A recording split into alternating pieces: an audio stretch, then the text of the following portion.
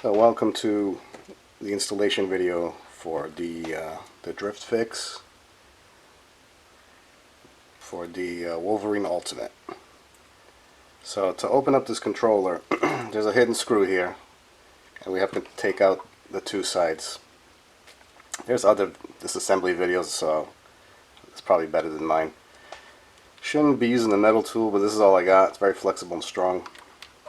I'm going to start off at the edge at the top here. Just kind of run it along. It came right off.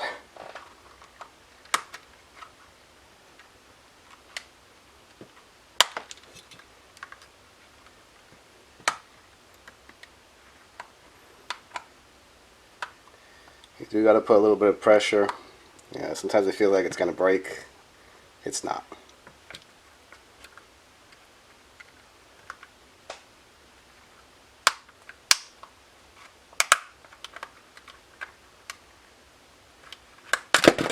Okay. So now we got the screw here, and we have this one, and there's also one in this corner here. Same on the other side. We got this one here and that one there, so 5 screws. These are Phillips.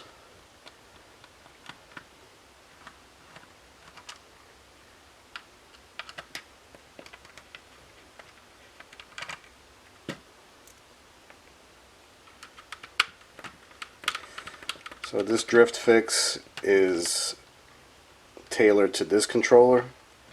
This is sent in by a customer, so this is not my controller. Since I don't have these expensive controllers to be doing a new design for every single one, I had them send it to me so I can see if I have to make some changes to the design, or we can just use the standard 1.1 version that I sell on the website. Turns out that I needed to make a revision for this particular one, and at least 3 or 4 people contacted me about this particular controller, which is why I made it. If it's like 1 or 2 people, I probably wouldn't make it, just because it's kind of expensive to make those flex PCBs, and if not too many people buy them, it's kind of a waste of money for me.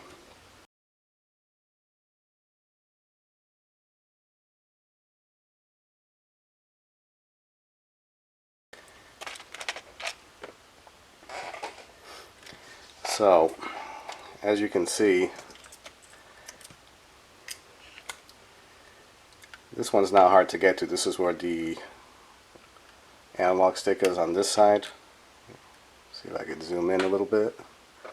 Alright, and the other one is actually under this right here. This this plastic bracket that holds these extra buttons. So what we're going to do is we're going to be taking this bracket off. You don't really need to remove the circuit board, but it's probably best, especially if this is like your first time soldering. You don't want to melt any of the plastic because you have to kind of get in there. So the easiest thing to do, and we need to remove the circuit board to get to the screws on the other side of this cover. So I guess we have to do it. So disconnect these, push them off to the side.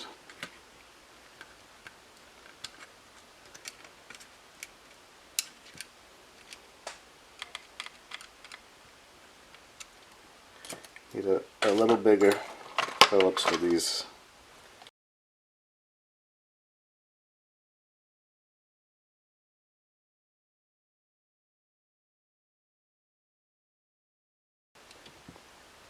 Okay, now that that's out, the whole circuit board will come out. So you can disconnect the ribbon. It's kind of a pain to put it back, or you can just leave it the way it is, and we can just solder with the circuit board kind of propped up with the sticks. But before we do that, we have to remove a bunch of screws. 1, 2, 3, 4, 5. So we can remove this button bracket.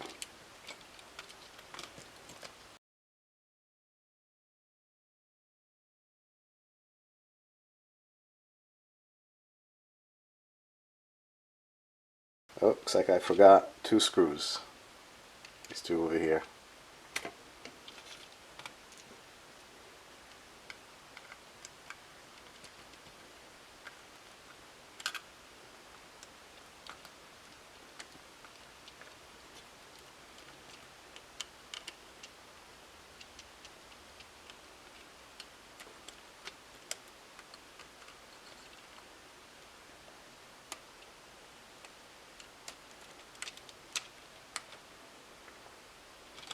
Okay, now we can pull this off.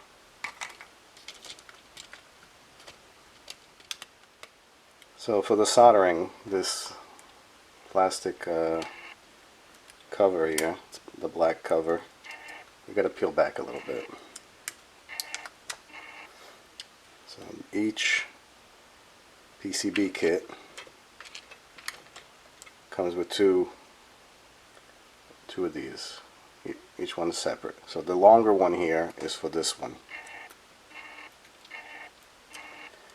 This one is for the top here.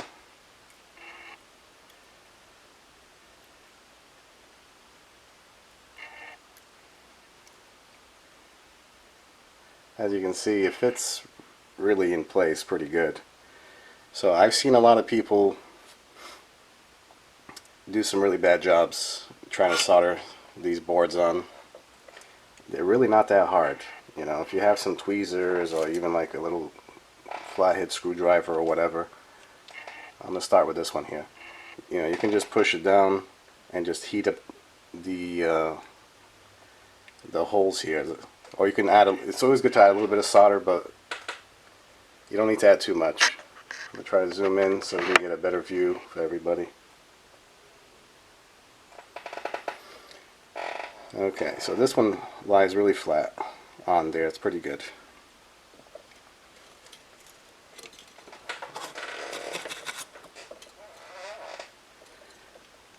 So you can start with whatever one you want. I'll start with this one here. Just add a little solder to the tip of the iron and just put it on the pin itself. And while it's heating up, just introduce a little bit of solder. You'll see it'll melt and flow. That's already on there. So we'll tack another corner. Don't be afraid to bend this out of the way, because we can always bend it back. So these larger holes, they're just mounting to help keep it stable and down. So I'm going to use this one. Again, add a little solder and just put the iron there until it melts. So these will take a little bit longer because these are usually ground, and grounds are huge, so it takes longer to heat up, but that's not too bad. Now that I got this point, I might as well do this one just to give it a little bit more stability.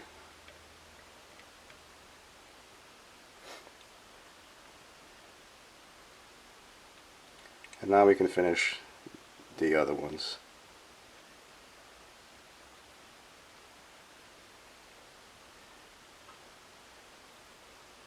If you notice, I use very little solder. This is like super thin too. So I just make sure there's a little bit on my tip, so it helps transfer the heat from the iron tip to the pin. And as I have it there, I introduce the solder slowly, just a little at a time. It'll start melting and flowing. And once you see it nice and molten, you can lift up your iron.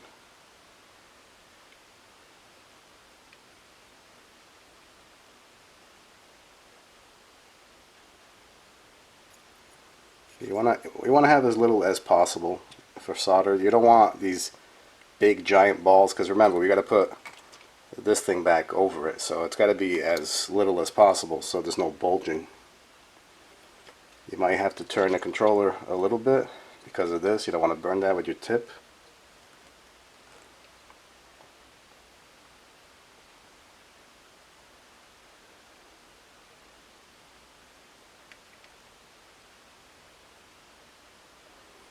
Okay, this one's pretty much done. We don't really need to do these other mounting, but if you want to give it some stability so it doesn't move up like that right there, you know, you can always solder some of these extra ones.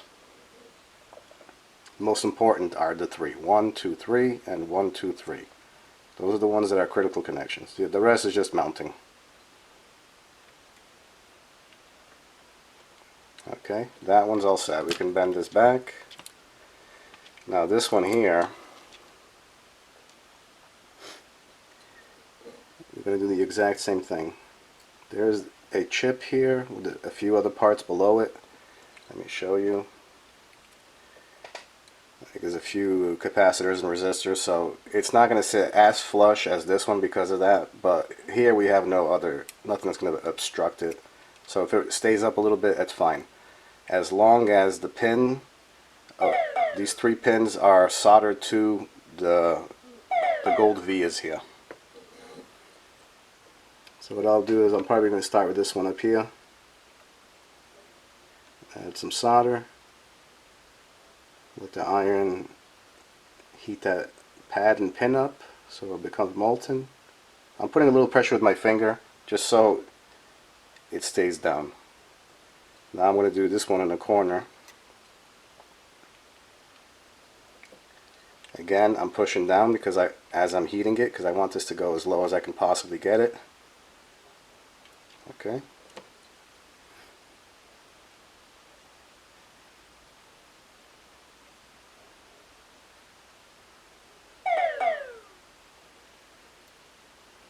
I'm just going to do a couple anchor points. It doesn't hurt to have a few anchors.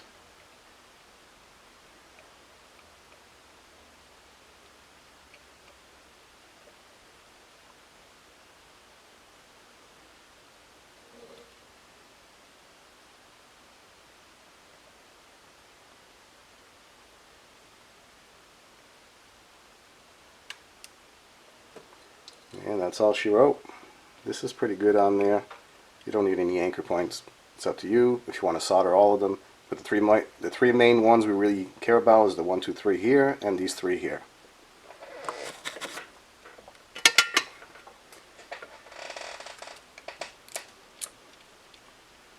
So now we can put this back. You'll notice there's some pins here. It's like little headers that they go into these 2 sockets right here. Well, the easiest way, I wasn't getting it, is there's these 2 holes here at the top, and it has the mounting bracket arms.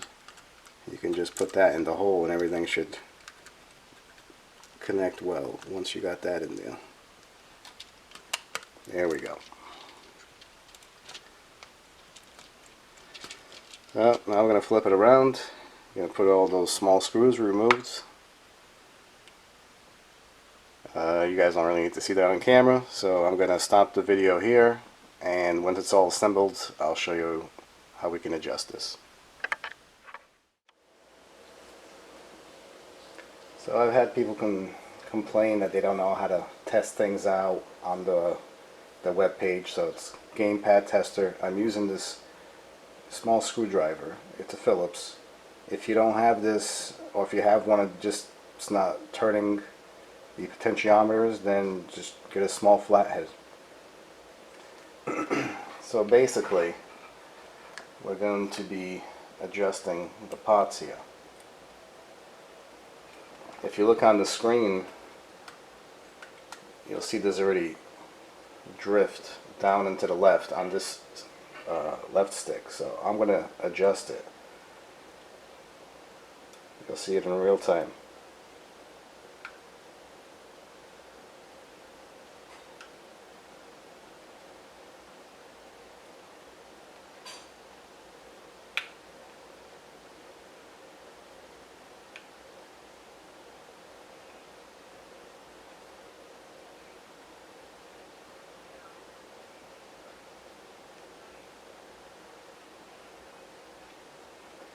So now both sticks that had a little drift, especially this one had way more drift.